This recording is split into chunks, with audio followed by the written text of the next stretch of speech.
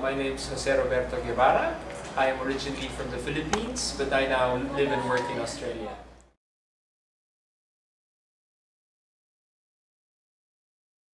I think in terms of Asia, while the lifelong learning concept is good because it allows us a framework to be able to draw from the different countries in Asia. For example, coming from Australia, lifelong learning is really more about vocational education and retraining.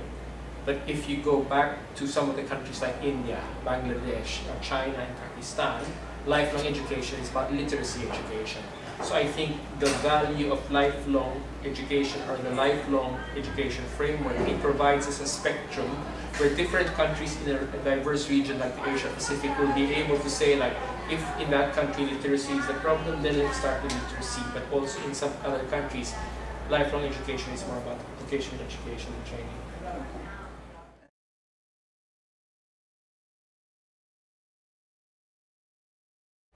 It's an interesting question because if you look at it, you wouldn't find a specific adult education movement in the Asia Pacific. You would find a social movement that values adult education. So, for example, the history of ASPBAE, originally the network came from the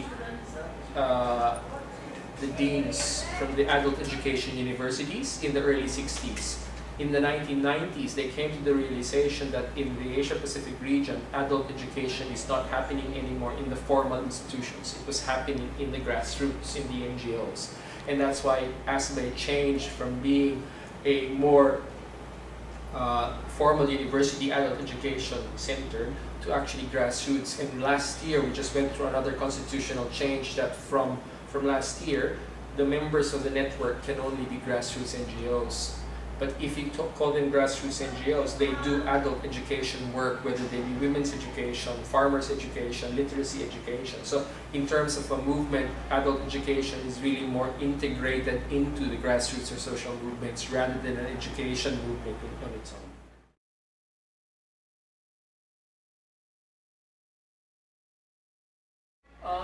So again, as my argument said in my presentation, basic literacy is primary. But what happens now for adults who have not been able to finish schooling, what kind of functional literacy are we looking at? We are looking at functional literacy that is related to the context of where they come from. The usual example I give is you cannot ask a young boy, for example, in the Philippines, or a son of a farmer in the Philippines, you cannot say, look, if your father had 5 hectares of land and there were 4 or 5 children, how many hectares will each of your brothers and sisters get? Because the answer to the question is easy. So you can divide 5 across the number of children, but he says, but my father does not own land. So in terms of the whole idea of functional literacy, functional in the sense that it's also contextual.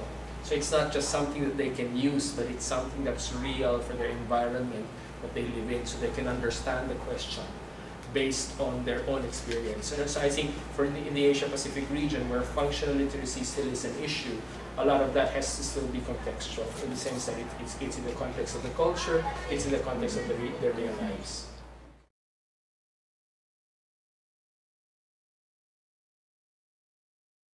The 3 main things. I think the 3 main things, first main thing is in terms of it being able to acknowledge that, I think, one thing to clarify from the statement earlier that nothing has happened in the last so many years. I think a lot has happened, but a lot has happened at the level of the grassroots. A lot has happened at the level of people doing non-formal, informal, or adult education work.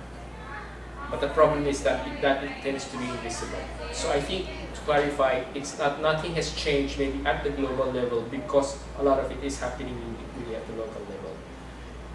But despite the fact that that is happening, the other main thing really is to be able to set clear targets. Okay? We cannot finish this CONFINTEA with broad statements like adult education should be like this. We know what adult education should be, but in other words, who should be able to do it, when will they do it, and how much money will it actually require? In the same way that if you just look at what happened to the global financial crisis, they've actually said that, this is how much money the companies will need, this is how much money the banks will need to survive. what's happening with the environment movement now in Copenhagen. They're all debating about numbers in terms of carbon offsets and everything, but nobody's talking about money for adult education. So that's the second thing that I think is really important. It's to put figures, dollars, cents, and timelines for that. And I think the third one is visibility. And I think I agree with what David said towards the end of this morning, is that everybody's talking about Copenhagen, everybody's talking about the global financial crisis, but nobody talks about the fact that there's so many people who are still illiterate in the region and in the world today. So those, I think, are the three main things.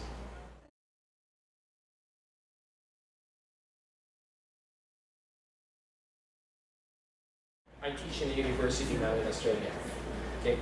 But what I'm realizing, even though I teach in a university, a lot of what I teach comes from the experience I've had working with the grassroots. So when you talk of popular education, when you talk of the kind of education that happens in communities, that's what I try to bring in the university now. And my students appreciate that because basically, again, I teach in an international studies program where students prepare themselves to do international development work. So unless they value another way of learning. And so what we're trying to say is that the problem in formal education is you prepare students with only one way of learning, whereas there are many ways of learning. And I think that's where the value of popular education, that's where the value of other forms of education in a formal system. So the system is formal, but the ways of learning are numerous.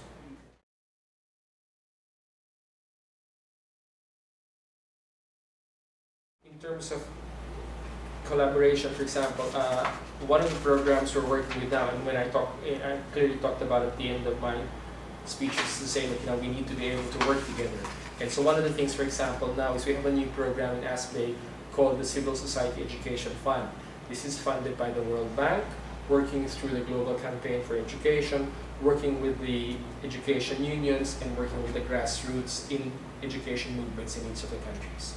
So there are examples of such, like this program called the Civil Society Education Fund, where you have this collaboration of government, intergovernmental agencies, and local NGOs and networks to be able to do that. So that's one of the examples that exist. I'm not sure in other areas. There are similar funds that are being set up in other countries, but you'll have to talk to David Archer, who's here, and he would be able, if you're interested more in that kind of collaboration in terms of financing, but also in terms of working with governments and NGOs.